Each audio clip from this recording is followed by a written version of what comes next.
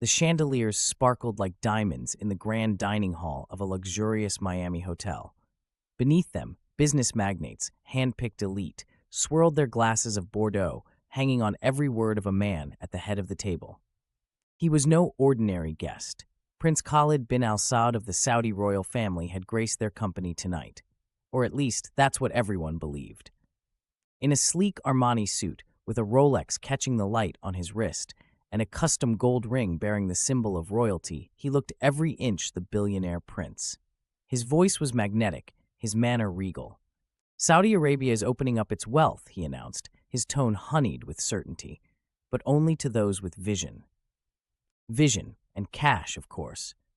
Around him, eager faces nodded gravely as he spoke of an $8 million development opportunity in Riyadh.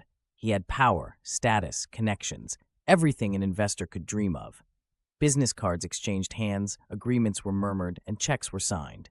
What no one suspected in that glittering room was that Prince Khalid bin Al Saud was a lie. His name wasn't Khalid. It was Anthony Gignac, a career con artist who had spent 30 years impersonating Middle Eastern royalty. Gignac had perfected his act. He used forged diplomatic license plates, rented fleets of luxury cars, traveled in private jets, and hired pseudo-bodyguards to sell the illusion of untouchable wealth. He even had a counterfeit passport bearing a royal crest. His charm and cultural knowledge sealed the deal. No one dared to question the prince. That is, until the bacon. It happened over a private dinner with a wealthy investor, the final step in securing a deal worth millions. As the waiters presented an extravagant tasting menu, Gignac, ever the connoisseur, leaned back in his chair. "I'll take the bacon-wrapped steak," he said casually. The investor froze. A Saudi prince, a devout Muslim, ordering pork? It was a crack in an otherwise flawless facade.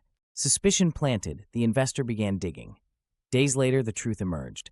Khalid bin Al Saud didn't exist. Anthony Gignac's decades-long web of deception began to unravel. Authorities swooped in. His penthouse was raided, diplomatic license plates confiscated, private jets grounded, the millions of dollars he had scammed over the years frozen. In court, the evidence was undeniable. Victims came forward, business owners and investors who'd fallen prey to his schemes. Gignac was sentenced to 18 years in prison, his empire of lies collapsing overnight. And in the end, the great Prince Khalid wasn't undone by an FBI operation or a high-tech sting.